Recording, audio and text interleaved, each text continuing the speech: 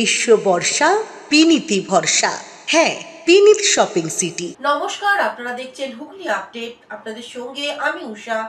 আসছে খবরে, পূর্ব বর্ধমানে এক পরিবারের কিডনি সংক্রান্ত সমস্যায় জেরবার আর্থিক সাহায্যের আবেদন দম্পতির। পূর্ব বর্ধমানের মেমারি থানার অন্তর্গত মহেশ ডাঙ্গা গ্রামের 28 বছর বয়সী অনিমেষ বিশ্বাস একটি হোটেলে রান্নার কাজ করত। স্ত্রী এবং 1.5 বছরের পুত্র সন্তানকে নিয়ে কেটে যাচ্ছিল দিন, কিন্তু হঠাৎ যেন মাথায় আকাশ ভেঙে পড়ল পরিবারের কপালে। স্বামী অনিমেষ বিশ্বাসের প্রথমে শারীরিক অসুস্থতা, পরে জানা যায় কার্যত বিকল হয়ে পড়েছে বেঁচে থাকার জন্য শরীরের অন্যতম অঙ্গ কিডনি।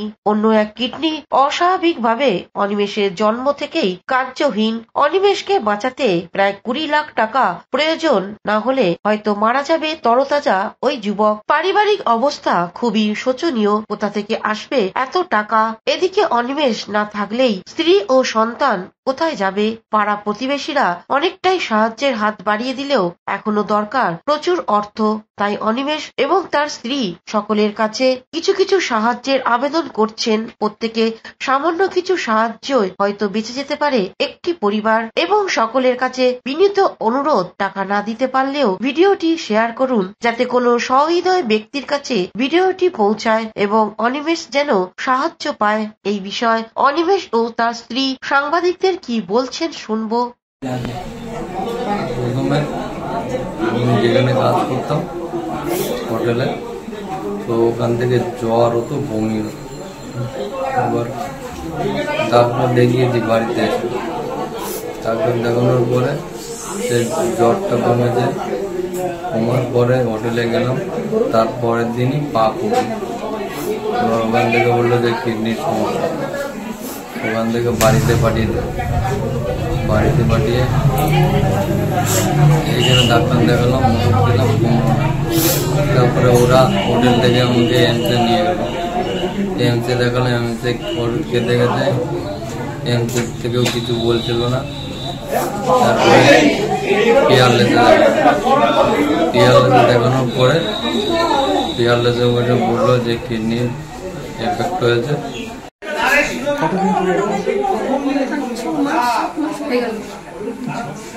কি বলছেন ডাক্তার?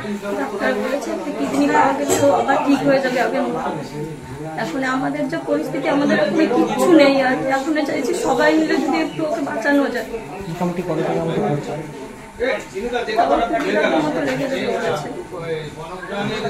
দিয়ে কি বলতে চাইছে সবাই?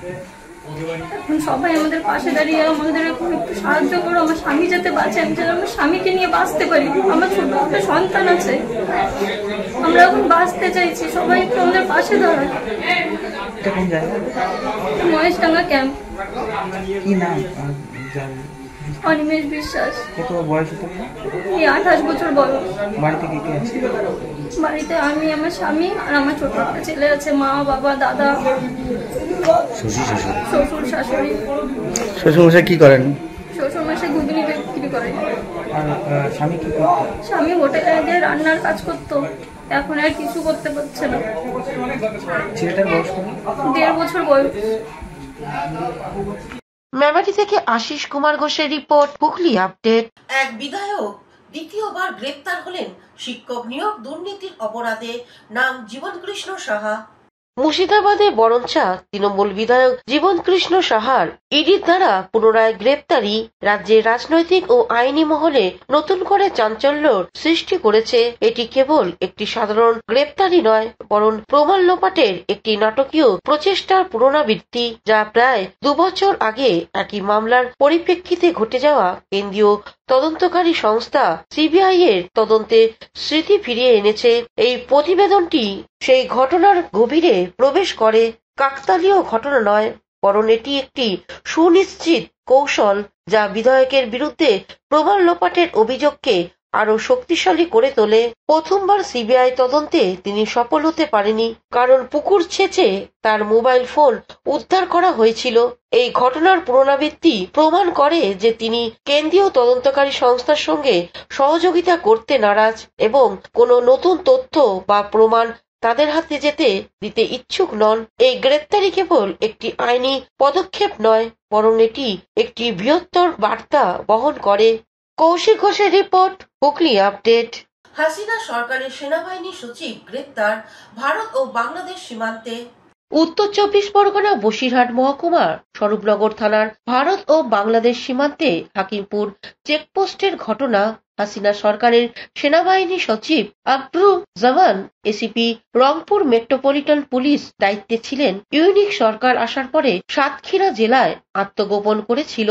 এই উচ্চ পর্যায়ে আধিকারিক প্রাকৃতিক দুর্যোগ চলছে রাজ্য জুড়ে, সেই সুযোগে হাকিমপুর সীমান্ত দিয়ে এদেশে ঢোকার চেষ্টা করলে 143 নম্বর ব্যাটালিয়নে সীমান্ত রক্ষী বাহিনী জওয়ানরা আটক করে, তারপর স্বরূপনগর থানার পুলিশ হাতে তুলে দেয়। এই ঘটনা বিএসএফ ও পুলিশ যৌথভাবে রাজ্যের উচ্চপদস্থ পুলিশ আধিকারিকদের লিখিতভাবে ইতিমধ্যে ভারতীয় হাই কমিশনারকে আব্দুজ্জামানের কাছ থেকে পাওয়া উপযুক্ত নথিপত্র তুলে দেওয়া হয়েছে।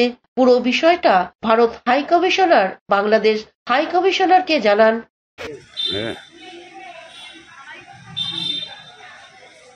Bureau report, Hooghly update. এখন নিয়ে নেব বিজ্ঞাপন বিরতি। বিরতির পর ফিরে আসছি খবরে।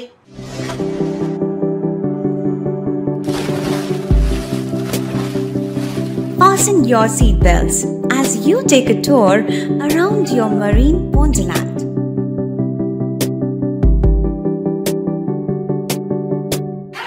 Spend a day at Aqua Marina and enjoy an array of water slides that give you butterflies in your tummy.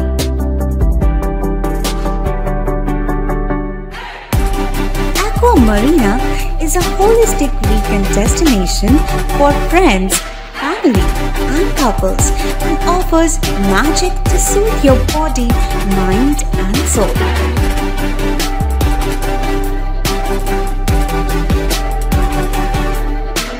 Aqua Marina, your customized magician.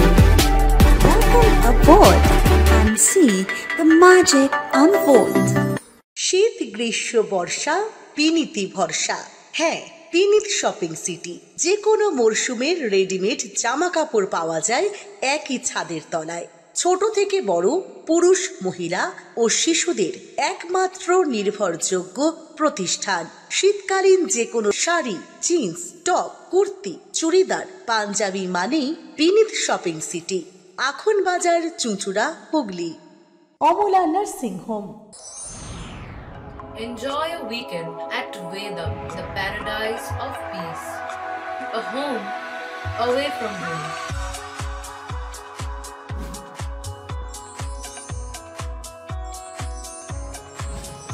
See yourself resonating with the nature. Vedam welcomes you to create your best memories. বিরতির পর ফিরে এলাম খবরে। চুঁচুড়া কোদালিয়া 1 নম্বর পঞ্চায়েতের উদ্যোগে আমার পাড়া আমার সমাধান অনুষ্ঠিত হয়ে গেল। আমাদের পাড়া আমাদের সমাধান অনুষ্ঠিত হয়ে গেল চুঁচুড়া কোদালিয়া 1 নম্বর পঞ্চায়েত এলাকায় 145, 146, 147 নম্বর বুথে এই ক্যাম্প অনুষ্ঠিত হয়। ক্যাম্পের আনুষ্ঠানিক সূচনা করেন বিধায়ক অসিত মজুমদার। এছাড়া ক্যাম্পে আসেন হুগলি জেলা পরিষদের মৎস্য কর্মাধ্যক্ষ নির্মাল্য চক্রবর্তী সহ সরকারি আধিকারিকেরা। ক্যাম্পে বিভিন্ন সমস্যা নিয়ে বিভিন্ন বয়সে প্রচুর মানুষ আসেন। এই ক্যাম্প প্রসঙ্গে কর্মাধ্যক্ষ নির্মাল্য চক্রবর্তী কি বলছেন শুনবো। অস্পৃশ্য পশুপালন যুগান্তকারী যে প্রকল্প আমাদের দ্বারা আমাদের সমাধান, যেখানে আমাদের 80,000 বুথে সমগ্র পশ্চিমবঙ্গে 80,000 বুথ হচ্ছে। 80,000 বুথে আমরা সংযোজিত করে করছি, অর্থাৎ 27,000 বুথে প্রকল্প চলছে, কর্মসূচি চলছে। আপনারা জানেন যে কেন্দ্রীয় সরকারের যে বঞ্চনা, সেই বঞ্চনা আসলে শুধুমাত্র সড়ক, জল, 100 দিনের টাকা আবাস যোজনায় সীমাবদ্ধ নেই। আমাদের গত পরশুদিন আমরা একটা নোটিফিকেশন পেয়েছি, যেখানে কেন্দ্রীয় গ্রামোন্নয়ন দপ্তর আমাদের পশ্চিমবঙ্গ গ্রামোন্নয়ন দপ্তরকে একটা চিঠি করেছে যে 15 ফাইন্যান্সের টাকাও হয়তো এবার বন্ধ হয়ে যাবে। এত সত্ত্বেও আমাদের সরকার, যে সরকার নিরবিচ্ছিন্নভাবে মানুষের পাশে ছিল, আছে এবং অদূর ভবিষ্যতে থাকবে, তারা কথা দিয়েছিল আবাস যোজনার টাকা, আবাস যোজনার 250 টাকা দিয়ে দেওয়া হয়েছে। এখন PWL এর ইন্সপেকশন চলছে। আর বর্তমানে আমাদের পাড়া আমাদের সমাধান, যেটা গণতন্ত্রের মূল স্তম্ভ মানুষ নির্বাচন করবে তাদের পাড়ায় কোনটা কাজটা হবে, কোনটা কাজের প্রায়োরিটি পাবে। সুতরাং 80,000 বুথে 10 লক্ষ টাকা করে 8,000 প্রায় 8,000 কোটি টাকা সামগ্রিকভাবে আমাদের সরকার ব্যয় করছে। এবং আজকের ডেটে আমরা দেখছি কোদালিয়া ওয়ানে আমরা আছি। কোদালিয়া ওয়ানে এই আমাদের যে প্রকল্প সমূহভাবে মানুষের সাফল্য পেয়েছে এবং সমূহভাবে মানুষের সহযোগিতা পেয়েছে। অন্যদিকে সমগ্র কর্মসূচি প্রসঙ্গে পঞ্চায়েতের উপপৌরপ্রধান দেবাশিস চক্রবর্তী কি জানাচ্ছেন শুনবো। জানেন যে মমতা ব্যানার্জির নেতৃত্ব পোষিত এক অসাধারণ প্রকল্প আমাদের পাড়া আমাদের সমাধান গত 2রা আগস্ট থেকে শুরু হয়েছে। আমাদের গ্রাম পঞ্চায়েতের এটা 3rd প্রোগ্রাম, মানে 3টে করে বুথ হলে 9টা বুথ অলরেডি কভার হয়ে গেল। এরকম আমাদের 35টা বুথ আছে, আগামী দিনে অনেক প্রোগ্রাম আছে। আজকে আমাদের কোদালিয়া 1 নম্বর গ্রাম পঞ্চায়েতের অন্তর্গত 145, 46 এবং 47 নম্বর বুথের আমাদের পাড়া আমাদের সমাধান অনুষ্ঠিত হচ্ছে। আমাদের প্রথম সেশনটা প্রায় শেষ হয়ে গেছে, যেখানে মানুষ তার পাড়ার সমস্যার সমাধান নিজেরা বলবে এবং নিজেরা সেটা সমাধান করবে। সেই কাজটা আমাদের সম্পন্ন হয়েছে। এই মুহূর্তে শুরু হবে আমাদের দুয়ারে সরকার এবং অত্যন্ত উৎসাহ এবং উদ্দীপনার মধ্যে দিয়ে এলাকার মানুষরা এই প্রকল্পে আসছেন, উপস্থিত হচ্ছেন, তাদের নাম রেজিস্ট্রেশন করাচ্ছেন এবং সবাই সবার পাড়ার সমস্যার কথা বলছেন এবং আধিকারিকরা সেগুলো এন্ট্রি করে আগামী 90 দিনের মধ্যে যাতে সমাধান হয় তার সেই বিষয়ে সচেষ্ট করছেন। হুগলি থেকে চন্দ্রনাথ দত্তের রিপোর্ট, হুগলি আপডেট। স্বেচ্ছায় রক্তদান শিবির অনুষ্ঠিত হয়ে গেল চন্দ্রনগর কর্পোরেশনে 12 নম্বর ওয়ার্ডের উদ্যোগে। প্রতি বছরের ন্যায় এই বছরও চন্দ্রনগর কর্পোরেশনের 12 নম্বর তৃণমূল কংগ্রেস কমিটির পক্ষ থেকে এক স্বেচ্ছায় রক্তদান শিবির অনুষ্ঠিত হয়ে গেল। এছাড়া কৃতি ছাত্রছাত্রীদের ও গুণীজনদের সম্বর্ধনা দেয়া হয় কাউন্সিলর ঋতুপর্ণা সাউ। শিবিরে উৎসাহ দিতে উপস্থিত হন মেয়র রাম চক্রবর্তী, মুন্না আগরওয়াল, পার্থ দত্ত, শোভন মুখার্জি, সত্যপ্রকাশ ব্যানার্জি। সকলকেই সম্বর্ধনা দেয়া হয়। সমগ্র কর্মসূচি প্রসঙ্গে কাউন্সিলর ঋতুপর্ণা সাউ এক সাক্ষাৎকারে কি বলছেন শুনবো। 12 নম্বর ওয়ার্ড, এই ওয়ার্ডে বহু বছর ধরে এই 24শে আগস্ট দিনটাতে রক্তদান করা হয়, রক্তদান শিবিরের আয়োজন করা হয় এবং প্রতি বছরই প্রায় 60-70 জন করে রক্ত দেয় এবং এই বছর আপাতত 65 জনের মতো রক্তদান করছে এবং এর সাথে আমরা বিনা ব্যয়ে চিকিৎসার ব্যবস্থা রেখেছি। দুটি ডাক্তার বসেন, তারা চিকিৎসা করছেন এবং তার সাথে ওষুধও প্রদান করছে এবং তারা রক্ত কালেক্ট করে নিয়ে যাচ্ছে, পরে তার রিপোর্টও প্রদান করা হবে এবং তার সাথে আমরা কৃতি ছাত্রছাত্রী সম্বর্ধনা করছি। এই বছর যারা মাধ্যমিক এবং উচ্চ মাধ্যমিক দিয়েছে তাদের সম্বর্ধনা দেওয়া হচ্ছে। দেখুন, মমতা ব্যানার্জি আমাদের সবসময় মানুষের পাশে থাকতে পারে, মানুষের সাথে পারে। আমি একজন মমতা ব্যানার্জি সৈনিক, সেই হিসেবে ওনার পথ নির্দেশ বা পথ প্রদর্শন উনি শুরু করেছিলেন ছাত্রছাত্রীদের সম্বর্ধনা দেওয়া, তাদের আরো উদ্বুদ্ধ করা হায়ার স্টাডিজের জন্য এবং সেটাকেই আমরা স্মরণ করেই প্রতি বছর শুধু রক্তদান শিবির যেমন একটা সামাজিক কাজ, তার সাথে যাতে ছাত্রছাত্রীদের পাশে থাকে, যাতে তাদের উৎসাহ দিই, ছোট্ট করে একটা অনুষ্ঠান করে তাদের উৎসাহ দিই, যাতে তারা আরো পড়াশোনায় এগিয়ে যাক, আরো নিজের জীবনকে সফলতা মণ্ডিত করে তুলুক। আমি ঋতুপর্ণা সাউ মণ্ডল, 12 নম্বর ওয়ার্ডের কাউন্সিলর। হুগলি থেকে দেবাশিস ঘোষের রিপোর্ট, হুগলি আপডেট। স্বেচ্ছায় রক্তদান শিবির অনুষ্ঠিত হয়ে গেল চন্দ্রনগর কর্পোরেশনে 12 নম্বর ওয়ার্ডের উদ্যোগে।